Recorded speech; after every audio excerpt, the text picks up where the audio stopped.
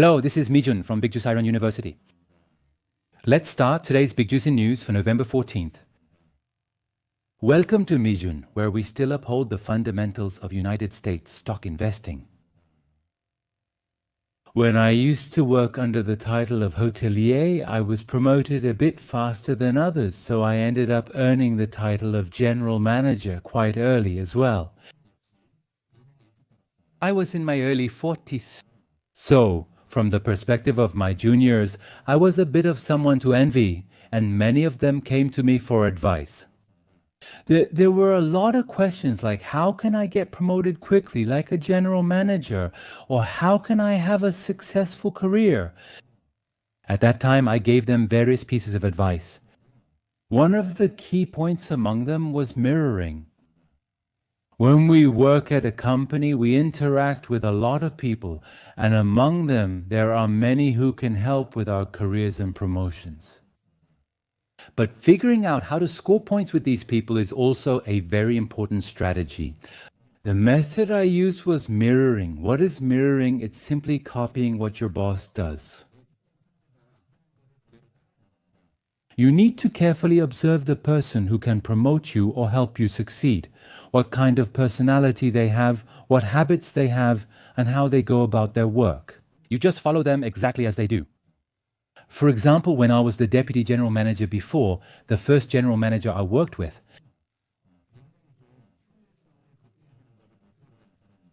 he didn't like doing things for a long time, and he liked to get things done quickly. So I had to make presentations concise as well. When communicating by email, it was important to reply quickly, and he didn't like long emails. But then I became the general manager. But I'm the complete opposite. Whether it's with employees or contractors, I consider etiquette very important when communicating. So when they send me an email, for example, my English name is Charles, but instead of writing Dear Charles, they just write Charles. Or if they skip the greeting or forget to write thank you at the end, if they don't follow proper etiquette like that, they lose a lot of points with me. And since I'm the general manager, I also make the final decision when hiring talent. But at the hotel where I work, a lot of smart employees were actually eliminated. During interviews, people who are overly confident tend to make a lot of mistakes. So those who are excessively confident and don't show proper respect to me, for example. At other hotels, they might have been recognized as talented individuals, but with me, there were many cases where they weren't acknowledged and couldn't pass the interview. The reason I'm telling you this is because there are a lot of people who are with me, at least many of you watching this Mijun video. Every day there are 30,000 or 40,000 views, so really, a lot of people are clicking on it. Among them, there are quite a few people who sometimes fail at mirroring with me. Actually, I'm quite a picky person. As you can see, I'm always smiling, at least on the outside. What I mean is, I really dislike people who don't smile, even though I have no problem myself. And I'm good at greeting people, like saying hello, goodbye, and thank you. When I make a mistake, I also apologize well. What I mean is, I really dislike people who don't say those things. If someone isn't polite, doesn't say thank you when they should, or doesn't apologize when they've done something wrong, honestly, I don't even consider them a decent person. That's why there are a lot of people around me who I keep at a distance. So, when I run my YouTube channel, people who leave rude comments are much more likely to have their comments deleted compared to other channels. And being deleted from someone's life is a really unpleasant thing. So I hope that when you leave comments, you can be a little more polite so that you don't have to go through such an unpleasant experience. So today I'd like to start by reading some precious comments that were posted with real courtesy.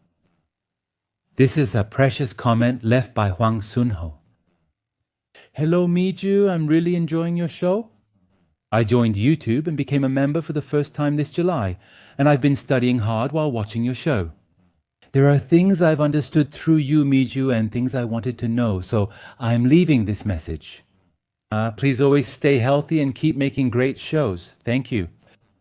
First, invest in top United States companies of the fourth industrial revolution. Second, invest long-term to benefit from compound interest. Third, diversify across 20 stocks to lower individual risk. Fourth, keep some cash ready for bear markets or corrections. Fifth, let's regularly rebalance individual stocks in the portfolio for risk management and returns. First question. There are too many factors to consider when selecting stocks to rebalance, so I would like to get help from Seeking Alpha. Can you explain in detail how to use Seeking Alpha to select good stocks? Of course I can explain in detail how to use Seeking Alpha to select good stocks. It will take about 10 hours. So I mentioned this part once before. I'm actually preparing a stock lecture for real beginners, and whenever I give a stock lecture, I always use Seeking Alpha. From an objective point of view, it's still hard to find a tool as accurate and detailed for stock analysis as Seeking Alpha. It may seem complicated, but once you learn to use it, it becomes a valuable stock analysis tool. So later, when I give stock lectures for beginners, I plan to use Seeking Alpha. This time, it's a special discount period for Seeking Alpha. So if any of you are planning to attend the stock lectures later, I think it would be helpful to sign up for the Seeking Alpha membership at a discounted price this time. I think you just need to wait. Secondly, please add any helpful information to what I have summarized. Here you have summarized the 5 investment principles and strategies that I have emphasized many times on the show. You've summarized it so perfectly that not much else comes to mind. But if I were to add just one more thing, I think it's really important to let go of greed. The reason why letting go of greed should be a principle is because if we set high goals like, I'm going to achieve an average return of 50% in a year, or I'm going to double my investment funds in the next 2 years, naturally, when choosing stocks, you'll end up preferring ones with higher risks. That's why it's very important to reduce your greed. Only then, because you don't have greed, even when you're selecting stocks. Let's target outperforming the market just twice a year with this portfolio and aim for a 20% average return. Honestly, even a 20% annual return. Investing for 10 or 20 years can build great wealth. So rather than investing with greed, I want to say that reducing your greed when investing actually increases your chances of success and can be a key to building wealth more quickly. Reducing greed makes it easier to handle losses and eases your mind. Let's say we invest in 20 stocks and, for example, we cut our losses on 2 or 3 of them. But if you become too greedy, it feels like such a waste.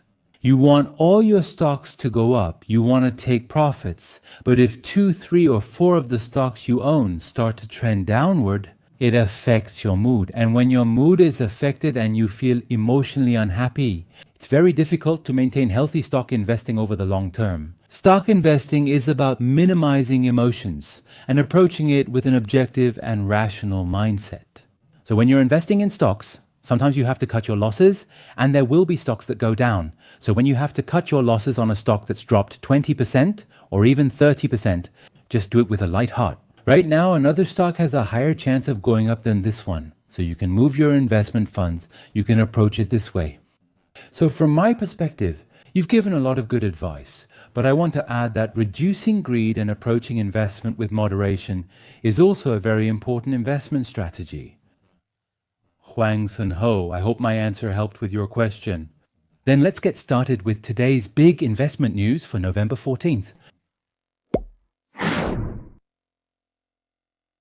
Today as well, let's start by reviewing the hope from yesterday's United States stock market. If you look at the S&P 500 map, yesterday was clearly a bearish market. First of all, the number of green areas is very limited. So the market breadth has also decreased a lot. Until yesterday, the market breadth was 51.6, but now it has dropped to 44.7. So you can see that the percentage of stocks in a downward trend has increased significantly. And if you look at the index movements from yesterday, you can immediately see what happened. The sector that dropped the most is microcap. These are microcap stocks, right? It's minus 2.89%. The second biggest drop was in the small cap index, down 2.13%, and the third was the Nasdaq 100, which fell 2.04%. So the fact that micro-cap stocks, small-cap stocks, and the Nasdaq dropped this much means something. First of all, we can infer that either something bad happened to the economy or there was an issue with interest rates. If you look further down at the sector performance, it's the same story. The sector that dropped the most is consumer discretionary. This is what we already call consumer discretionary. Consumer discretionary refers to cyclical stocks that are affected by the economy. We divide consumer goods into staples and discretionary. Consumer staples are not affected by the economy, but what we call consumer discretionary is. These are companies that provide goods and services that sell well only when the economy is good. That's how you should see it. Yesterday, consumer discretionary, tech, and small cap stocks all declined. So we can infer that there are signs of an economic slowdown, or that there is a problem with interest rate cuts. And actually, yesterday there was some bad news related to interest rate cuts, and as a result, the United States stock market could have plunged. That's how you can see it. Now let's take a quick look at this part. Could the Federal Reserve cut the benchmark interest rate by another 0.25 percentage points in December? It suddenly dropped sharply on Thursday. Now, the reason for that is this. This happened because of some hawkish remarks from Federal Reserve officials combined with a sell-off in tech stocks on Wall Street. That's how you can see it. Now there's something called the Chicago Mercantile Exchange FedWatch. If you look here, you can see the probability that traders investing in futures are expecting an additional rate cut, and this gets updated every day. Now, the probability of a 25 basis point, that's 0.25 percentage point rate cut in December, it has dropped to 49.6%. But the day before, it was 62.9%. A week ago, it was as high as 69.6%, and a month ago, it was over 95%. What that means is, in December, the probability of an additional rate cut was close to 100%, but now it's dropped to 70%, 60%, and now even below 50%. Now, the timing of the decrease in the probability of a rate cut wasn't very good. Recently, the United States government shutdown has led to almost no economic indicators being released. In a way, investors who were walking through the fog couldn't help but feel quite anxious. Of course, the shutdown ended on Wednesday. Nevertheless, it's not like new indicators suddenly appear out of nowhere. Also, worries about overheating mega-cap tech stock valuations were growing in the market. So as a result, since last week, profit-taking has continued to appear, and both the S&P 500 and the Nasdaq have been showing a downward trend. The market sentiment wasn't good to begin with, and on top of that, hawkish remarks from Fed officials further worsened the mood in the market. You could say it made things even worse. In fact, Cleveland Fed President Beth Hammock made these remarks on Thursday. As you all know, the Fed currently has two main goals: price stability and employment stability. However, this Fed president said that both are under pressure and that both are problematic. To reduce inflation, monetary policy should stay restrictive, so interest rates shouldn't be lowered yet. That's what she argued. It wasn't only President Beth Hammock who said this. A day earlier, Boston Fed President Susan Collins made similar remarks. She said that due to a lack of economic indicators, we should be cautious about further interest rate cuts. Since we don't have the economic data we're supposed to be receiving, we should delay lowering interest rates for a while. That same day, Raphael Bostic, president of the Atlanta Fed, also spoke. Inflation remains the main threat to economic stability, so we should delay cutting interest rates until it's fully controlled. This view is currently gaining support. Let me sum it up in a word from the Fed. Ultimately, yesterday's sharp United States stock market drop was due to a lower chance of a December rate cut. Just a month ago, everyone was almost certain that rates would be cut in December with a 95% probability. But suddenly, the probability dropped below 50%, and now there's concern that there might not be a rate cut in December after all. But the thing is, there hasn't been any data released showing that inflation is rising again. On top of that, there haven't been any signs that the economy is cooling rapidly either. What that means is nothing has really changed. It was just a drop caused by market noise, and the market was shaken simply because of the personal opinions of a few members working at the Fed. That's how we can understand it. One more thing, I've stressed this to you before. Even if the Fed doesn't cut rates in December, that alone is not necessarily bad news. As I keep saying, when it comes to rate cuts, The direction is much more important than the speed. As long as inflation doesn't accelerate again and the Fed doesn't stop cutting rates and return to a rate hike cycle, the bull market is very likely to continue. The bull market we're talking about, the opposite of a bull market, is a bear market, right? So when does a bear market appear? It only happens when the economy slows down or when inflation accelerates and interest rates go up again. That's when you get a bear market. What if, instead, the rate cuts planned for 2 years are spread over 3 years? This actually creates the possibility that the bull market, which could have ended after 2 years, might continue for up to 3 years. So there was a chance that there wouldn't be a bear market for the next 2 years, but now it's possible that there won't be a bear market for 3 years. For investors, this is the best possible news. So the market limitations seen during an ongoing bull market are simply corrections. What we really need to be afraid of is only the bear market. I've told you this often because the bear market is just too difficult. For example, if the market falls by 20% or 30% when it drops, 30% our portfolio drops over 60%, more than half. On top of that, a bear market can last at least 1 to 2 years. We can predict that it might take about 2 years just to break even. It's best to avoid a bear market and greatly reduce your exposure. But that's not the case with a correction. Historically, corrections end in about 4 months on average. It usually takes about 4 months to recover to the previous peak. When stock prices drop sharply every day, it can be frightening. Corrections usually fall faster than bear markets. That's why if you just endure a little, you'll recover in just 4 months. You can think of it that way. If you overcome your fear in those 4 months and work hard to grow your stocks, your portfolio's return could increase even more. That's the perspective you should have. And I'll show you a chart below. This is the result of the American Association of Individual Investors survey that was updated yesterday. In only a week, the mood has worsened. Last week, 38% of investors had a positive outlook, but now only 31.6% of people believe that the United States stock market will rise in the next 6 months. Since the historical average is 37.5%, it's now much lower than the historical average. And the number of people with a negative outlook has now surged to 49.1%. The historical average is 31%, but now more than 49% of people have sold their stocks. This is very significant. Because for reference, the bottom in April was 61.9%.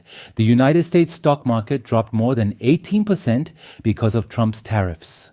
Now, at that time, this red section in the American Association of Individual Investors survey results was 61.9%. So, if we don't drop by 18% this time, if we don't crash as much as we did back then, 49.1% is, in a way, if it drops just a little more, it could hit the bottom.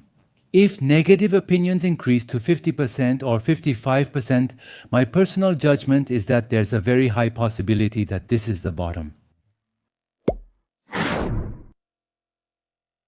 Just earlier, I shared my personal opinion with you that based on the American Association of Individual Investors survey results and considering the current market sentiment, the bottom is not far off. In fact, just before the market closed yesterday, I actually bought 6 more stocks. There are several reasons. I also like the American Association of Individual Investors survey results we saw earlier. And secondly, when I did a technical analysis, the chart you're looking at now is the NASDAQ index chart. And as you can see, the price of the NASDAQ index has fallen to the 50-day moving average. What about the NASDAQ index itself? Since last April, the 50-day moving average has never been broken even once, so it's reasonable to expect that the index might rebound from the 50-day moving average this time as well. And there's one more thing. It's the volatility index. The volatility index broke 20. It finally went up to 20. But that's not the important part. What's important is that the volatility index surged by as much as 14.2% in a single day. That's the key point. When the volatility index goes over 20, it's negative. That's not good. But there's one fortunate thing. Its sudden 14% single day jump rather than gradual rise can actually be seen positively in some ways. It means a panic sell happened. That's how you see it. Next is the Fear and Greed Index. The Fear and Greed Index also went up to 34 yesterday, but then suddenly dropped sharply, falling into extreme fear. Warren Buffett always says, buy when others are in extreme fear. You know, there's that saying. So of course, there's still a high possibility that the extreme fear could deepen even more. A score of 24 isn't complete fear yet. But even so, I believe it's enough of a condition to slowly start buying in installments. Besides these market indicators, I made more purchases because I had another source of confidence. Even when looking at the fundamentals, I am confident that the growth trend of artificial intelligence beneficiary stocks has only just begun. So, the most important content today is that we will look at the reasons why we must continue to bet on artificial intelligence beneficiary stocks through news articles. Artificial intelligence. Since it's a very long article, I don't think I can read the whole thing to you, so let's just look at some parts together. There is currently a debate about an artificial intelligence bubble in the market. That's not all. There are dot-com bubble comparisons, tariff news causing short-term shifts, and open artificial intelligence is circular investments, so there's a lot of noise. Despite all this information, the most important thing is big tech companies' capital expenditure. Capital expenditure refers to spending a large amount of capital at once. It's about investing capital for future business. This is capital that doesn't go into what we call the P&L, or profit and loss statement. That's how you should see it. But the scale of this capital expenditure is reflected in things like a company's performance, annual guidance, NVIDIA's networking growth product roadmap, Advanced Micro Devices' new deals, Oracle's remaining performance obligations, which refers to remaining orders, and Broadcom's networking and custom silicon announcements. It has a much greater impact. As shown here, a company's performance improves, guidance is revised upward, NVIDIA's networking grows and new products are launched, Advanced Micro Devices announces new partnerships here and there, and Oracle has a lot of remaining orders. There are many things like this. What they're arguing is that in fact capital expenditure is more important than these positive factors. Therefore, we need to keep monitoring this important CapEx. In fact, in the most recent quarter, Big Tech's CapEx increased by 19% compared to the previous quarter. Not year over year, but compared to 3 months ago, it went up by 19%. It also says they reaffirm strong confidence in building artificial intelligence infrastructure. Each tech company is investing billions of dollars into artificial intelligence systems, and they are confident in the growth and customer value that these services will create. That's how we can sum it up. And it's not just about investments up to this year. By 2026, artificial intelligence stock trends will largely depend on big tech's capital spending. And the introduction concludes by saying that this trajectory is still heading upward. What does this mean? In the end, what determines whether artificial intelligence stocks will rise or fall is how much big tech's capital expenditures continue to grow. That's what they're saying. But the important part is that big tech is currently spending more and more capital. That's what they're saying now. Please explain in more detail. Since the artificial intelligence boom started in November 2022, there's been one consistent pattern. What this means is that analysts haven't been able to keep up with the pace of CapEx. The analysts who set market consensus and forecasts always have expectations that are too low. That's the main point here. In fact, at first, the market's forecast for artificial intelligence related CapEx in 2025 was $250 billion. The market outlook was $250 billion. But now it's said to have increased to over $405 billion. That's huge. It rose from 250 to over 400 billion. As the actual investment scale keeps exceeding projections like this, there's a very high possibility that CapEx will be further raised in 2026 as well. It's always been undervalued until now, and people are saying it will continue to be that way in the future as well. The CapEx growth rate is a whopping 44% compared to the initial projections. It has surged by as much as 46%. Just a year ago, the estimate was only $280 billion, but then Morgan Stanley raised the 2025 CapEx projection to $300 billion. They said $280 billion was too low, it's $300 billion. Before the third quarter, the $300 billion increased to $365 billion, then rose again to $405 billion. What does that mean? A 62% increase over last year is expected. In the long term, the trailing 12 months of big tech, CapEx trailing 12 months, stands for trailing 12 months.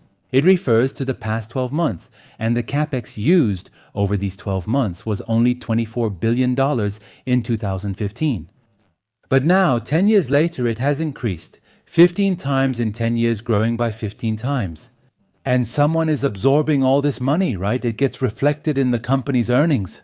At this rate, this artificial intelligence CapEx cycle is very likely to become the largest technology investment boom ever. Many companies will benefit from this. McKinsey is a well-known market research company. Between 2025 and 2030, artificial intelligence data center gigawatt capacity is projected to grow by 3 to 5 times. They're showing an impressive outlook. If that occurs, building artificial intelligence data centers may cost $3.8 trillion. Even at the median, that's about $5.5 trillion in the short term. Goldman Sachs says that from 2025 to 2027, the hyperscaler capital expenditures for building data centers, they projected that it will surge to $1.15 trillion. If that happens, that means it would more than double compared to $477 billion from 2022 to 2024. So, what Goldman Sachs is saying is that CapEx will increase more than twice over the next 3 years compared to what was spent in the past 3 years. Now, as you can see, analysts' estimates are being revised every quarter. According to a financial institution called IO Fund, the base scenario is that artificial intelligence CapEx will increase at least threefold over the next 5 years. Now, what does it mean if CapEx increases more than 3 times like this? Someone will benefit from this. Now, if these megatech companies spend about 3 times more over the next 5 years than they have so far, that capital will end up as someone else's profit and revenue, right? We need to remember this part. That's the summary. In Q3, big tech capital expenditures increased by a whopping 75% compared to last year, and by 19% compared to the previous quarter. The total was $113.4 billion. Remember, the $113.4 billion covers only 3 months, not a full year. We should note that. Now, above all, what about Q3? It showed the strongest growth rate so far this year. In Q2, the year-on-year growth rate was 63%, but it accelerated by another 12 percentage points. So, that's a very positive sign for the suppliers. Now, if big tech is spending such a huge amount of money, someone is going to benefit from it. That could be NVIDIA, it could be Advanced Micro Devices, it could be Broadcom, it could be Celestica, or it could be Credo Technology. It's important to remember that a lot of capital is flowing into these companies. If you look here, I've summarized the megatech companies' CapEx. Andy Jassy of Amazon said this during the last earnings call. The faster we grow, the more CapEx we have to spend in advance. In order to grow, we have no choice but to increase our CapEx.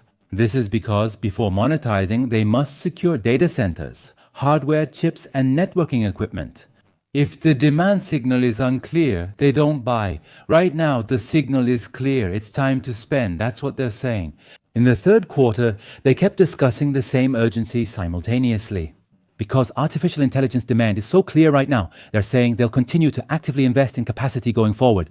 They're also saying that as quickly as they add capacity, they're able to monetize it just as fast. Right now, artificial intelligence investments are bringing in profits. That's what they're saying. What are the actual sales figures for Amazon's Trainium artificial intelligence chip? This quarter, it jumped 150% over the last, hitting an annual run rate of several $billion. A run rate means you take the revenue from one quarter and multiply it by 4 to estimate the annual figure. So it's basically projecting the quarterly revenue over a year. Amazon's Q3 CapEx was $35.1 billion, up 55% year over year. The 2025 CapEx forecast is now $125 billion, a 51% increase from last year. Next is Microsoft, which is even more impressive. What was its third quarter CapEx? It was $34.9 billion, up 75% from last year. It also rose 44% from 3 months ago. This is because short-term assets like GPUs and CPUs make up about half of it. The increase in demand for Azure and artificial intelligence solutions is the key factor driving the investment growth. We don't even need to check this part, right? Additionally, Microsoft anticipates CapEx growth in fiscal year 2026 is projected to be higher than in 2025. The CapEx for 2025 was $88.1 billion. This also represents a 58% growth compared to the previous year, but the growth rate is expected to be even higher than this, which means there's a possibility of spending more than 60%. Next is Alphabet. Alphabet's Q3 capital expenditures reached $23.95 billion, up 83% from last year. 60% of the investment went into servers, and the remaining 40% was used for data centers and network infrastructure. And Alphabet, artificial intelligence investments are yielding returns, especially in cloud services. They're repeating themselves. Amazon also talked about it, didn't they? Also, they raised their 2025 CapEx guidance to between $91 and $93 billion, which, compared to last year's midpoint, is a 75% increase. Additionally, CapEx is expected to rise further in 2026. And as for Meta, its stock price has dropped a lot, and one of the reasons is that they are spending too much money. Meta's CapEx in the third quarter was $19.4 billion, which is a 111% increase compared to the previous year. Last year, they spent under $10 billion. Now it's $19.4 billion. This company also states that investment in servers, data centers, and network infrastructure is key. Meta is projecting its 2025 CapEx to be between $70 and $72 billion, which means they'll be spending 81% more compared to last year. And in 2026, CapEx increased even more than this. After Meta's chief executive officer addressed the terrible news, the stock price fell sharply. So, the CapEx estimate for 2025, which was $280 billion at the beginning of 2024, now it's over $400 billion, revised up by as much as 31%. Here is the market outlook for Microsoft, Meta, Alphabet, and Amazon. Here, the light blue color shows the previous forecast, but all of these projections have risen sharply, and on average, they've been revised up by 47%. We need to remember this part. As a result, artificial intelligence stocks are already delivering much higher returns than the Nasdaq 100. And more importantly, it's highly likely that this trend will continue and be maintained even in 2026. We need to remember this part. The key point is this. So far, CapEx spending has been increasing at an incredible rate, but we need to focus on whether this upward trend can continue. Some institutions like Stepal have warned of a market correction due to slowing consumption and the economy's reliance on CapEx. That means, going forward, it's going to be difficult for CapEx to keep increasing at such a remarkable rate. That's what Stepal is saying. The artificial intelligence CapEx boom might briefly boost gross domestic product and asset prices, but corporate tech investment will eventually slow. Combined with weaker consumption, correction risks could rise. The key word here is temporary. The CapEx boom is temporary. Once the investment is made, that's it. That's what this means. However, it's hard to agree with the claim that Stepal's artificial intelligence infrastructure build-out will only happen once. There's an explanation, right? An artificial intelligence infrastructure? It's not a fixed goal, but a structurally designed goal that expands every year. What this means is that the models, the artificial intelligence models, are getting more and more complex, and the computational demands are increasing. Processing speeds keep increasing. We must run the computing. So, data centers need to be redesigned every 1 or 2 years. That means, because artificial intelligence keeps advancing, you can't run it on the old models. What about power, cooling, memory, bandwidth, and networking? With architectures like NVIDIA's Blackwell and advanced microdevices, ASMI 400 growth will continue. Even Blackwell will eventually become outdated as the next generation emerges.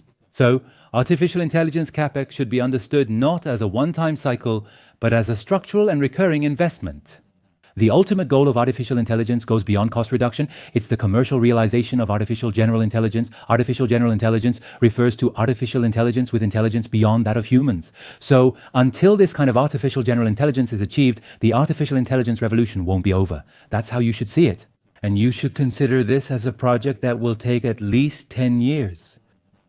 We'll stop reading here for today. In my opinion, the most important part here is this. Artificial intelligence CapEx is not a one-time cycle, but a structural and recurring investment. But let me briefly explain why so many market experts are overlooking and missing this point. Semiconductors have traditionally been cyclical stocks.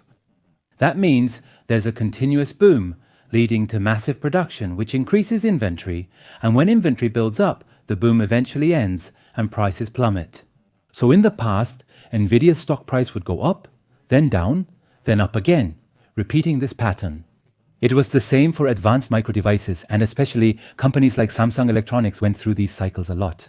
But what we tend to overlook here is that artificial intelligence doesn't follow an economic cycle. It's showing structural growth. As I just mentioned, the models keep advancing, and the demand for computation keeps increasing. So once it's built, you don't just wait for this cycle to drop. After building it, If a new model comes out in a year or two, you must replace the GPU, so capital expenditures will keep rising. That's the argument. We have to each decide for ourselves whether artificial intelligence beneficiaries will show the cyclical patterns of the past or continue with structural growth, and which scenario you think is more likely. Today's United States stock video is the final content prepared. Today, Elon Musk appears for the first time in a while, and he says that the demand for Optimus robots will continue to explode. So, if you believe in the future of the Optimus robot, invest in Tesla. That's what he's saying. In today's video, it would be good to look at the future of the Optimus robot in Elon Musk's own words. That's all for the November 14th broadcast. I would like to thank everyone who overcame the tough business this week together with Mijung. Next week, I'll gather content that can help you with your investment activities and bring you good information. Let's all keep fighting together until the day we all retire through investing in United States stocks. Have a happy day. Thank you.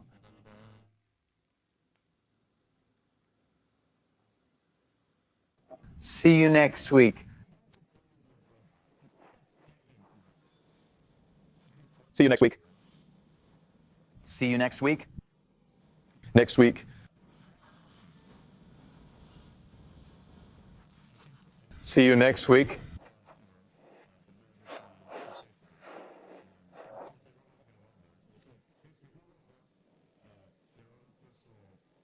See you next week.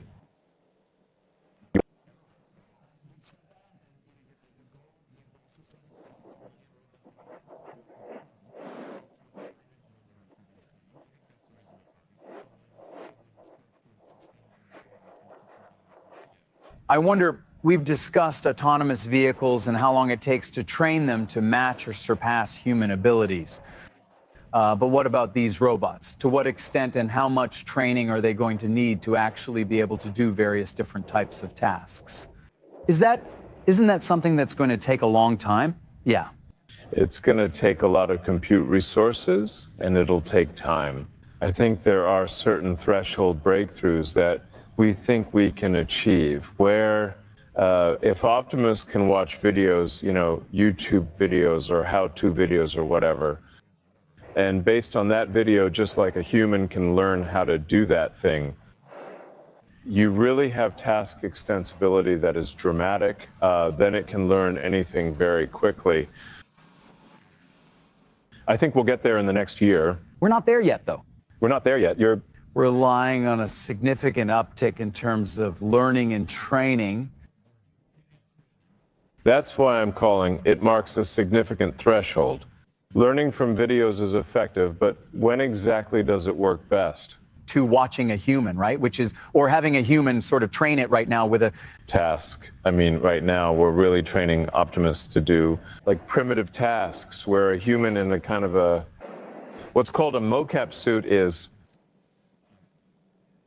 sort of cameras on the head, is